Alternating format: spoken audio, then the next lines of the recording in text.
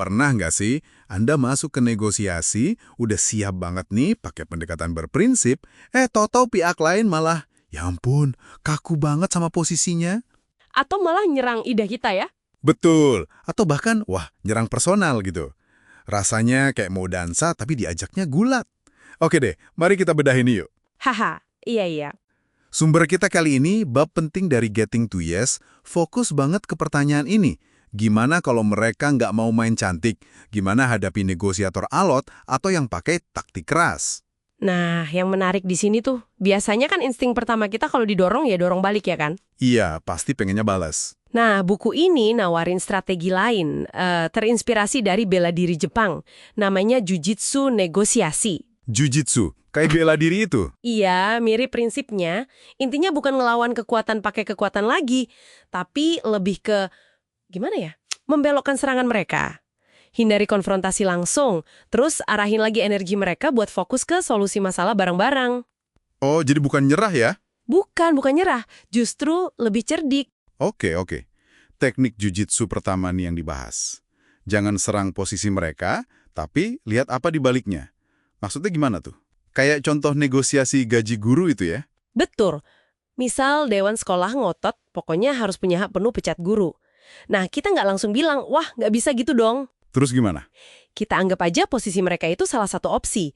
Terus, kita gali kepentingannya. Kenapa sih mereka butuh kontrol penuh itu? Jadi tanya kenapanya ya? Tepat. Tanya aja, kenapa ya kontrol penuh PHK ini penting banget buat dewan sekolah? Ada kekhawatiran spesifik apa yang mau diatasi? Pertanyaan kayak gini tuh nggak nyerang. Bener juga. Malah nunjukin kita mau ngerti ya. Iya, itu bikin mereka nggak terlalu defensif. Kita jadi bisa gali akar masalahnya, mungkin soal anggaran, atau fleksibilitas, atau akuntabilitas gitu. Menarik. Nah, teknik kedua ini nih agak unik.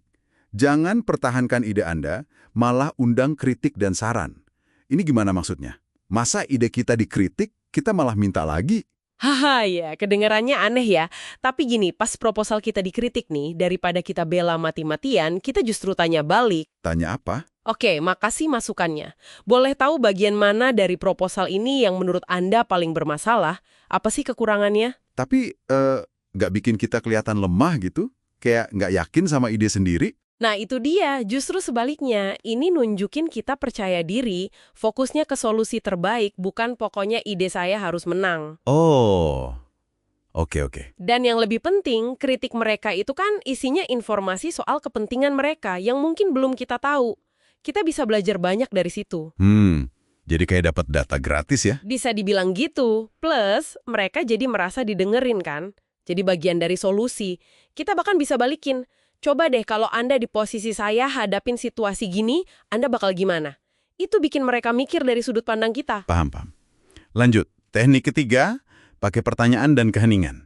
Katanya pertanyaan lebih ampuh dari pernyataan ya kalau hadapi orang alot. Kenapa gitu? Karena kalau kita kasih pernyataan, misal bilang, proposal Anda nggak adil. Responnya pasti defensif atau bantahan kan? Adil kok, gitu. Iya sih, langsung debat. Itu kan buka diskusi. Mereka jadi harus mikir dan jelasin. Oh, jadi lebih ngajak mikir ya, bukan ngajak berantem? Betul, pertanyaan itu mendidik, bukan mengkritik. Nah, soal keheningan, ini juga senjata ampuh, jangan diremehin. Keheningan? Kadang kan canggung ya kalau diam-diaman gitu. Justru itu kekuatannya. Pas Anda udah nanya pertanyaan penting, atau pas mereka ngasih tawaran gak masuk akal, coba deh diam sebentar. Biarin hening gitu. Terus nanti gimana? Seringkali, pihak lain jadi nggak nyaman sendiri. Mereka jadi pengen ngisi kekosongan itu. Bisa jadi mereka klarifikasi, atau nambah info, atau malah narik omongan ekstrimnya. Wah, oke. Sekaligus ngasih kita waktu mikir juga ya. Tepat, dan nunjukin kita nggak gampang goyah. Oke, jujitsu ini kayaknya mantep nih. Tapi gimana kalau udah dicoba semua, dianya tetap aja kekeh sama posisinya? Buntu gitu. Ada langkah lain. Nah, kalau udah buntu gitu, buku ini nyaranin namanya prosedur satu teks. Ini berguna banget, apalagi kalau negosiasinya rumit atau banyak pihak. Contohnya? Kayak mediasi Camp David dulu itu, antara Mesir sama Israel, yang ditengahi AS. Atau sesimpel arsitek nengahin suami istri yang beda selera desain rumah. Oh, oke. Gimana caranya prosedur satu teks ini? Intinya, satu pihak, bisa mediator atau salah satu pihak, nyiapin draft kesepakatan awal. Fokusnya bukan ke posisi masing-masing ya, tapi ke upaya gimana caranya kepentingan semua pihak bisa terpenuhi sebaik mungkin. Terus draftnya diapain? Langsung disetujui? Nah, justru bukan. Draft ini diedarin buat dikritik. Semua pihak diundang buat nunjukin ini bagian mana yang nggak cocok buat saya dan kenapa. Oh, jadi sengaja dicari salahnya gitu ya? Bukan salahnya sih, tapi lebih ke apa yang belum pas, terus draftnya direvisi berdasarkan kritik itu. Diedarin lagi, dikritik lagi, gitu terus sampai draftnya dirasa udah paling oke buat semua. Baru diajuin buat disetujui. Iya, baru di tahap akhir itu diajuin buat keputusan ya atau tidak. Apa sih bagusnya proses kayak gini? Kok kayaknya muter-muter ya? Bagusnya itu, dia misahin proses bikin solusi sama proses mutusin. Jadi nggak campur aduk. Dan yang paling penting, ini bantu ngeluarin ego dari permainan. Maksudnya? Orang tuh cenderung lebih gampang ngeritik tulisan di kertas daripada ngeritik orang langsung atau posisi yang dipegang teguh orang itu.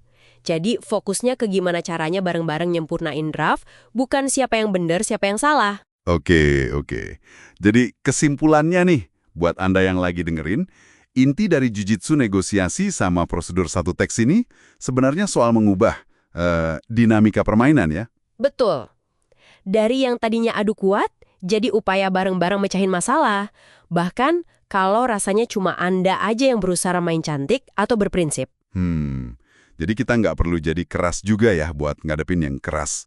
Nggak perlu. Anda tetap bisa pegang prinsip negosiasi yang sehat. Fokus ke kepentingan, cari opsi bareng, pakai ukuran yang adil. Sambil tetap cerdik ngelola dinamika antar orang yang mungkin sulit ini, Anda punya kekuatan buat ubah arah negosiasi, walau mungkin cuma Anda yang mulai. Nah, sebagai penutup nih, coba deh Anda luangkan waktu sebentar.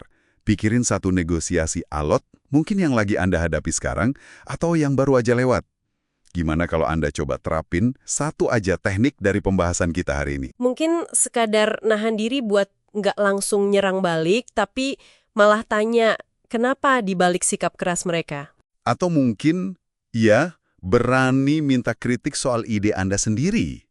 Kira-kira nih, perubahan kecil apa ya yang mungkin bisa terjadi di pembicaraan itu? Coba direnungkan.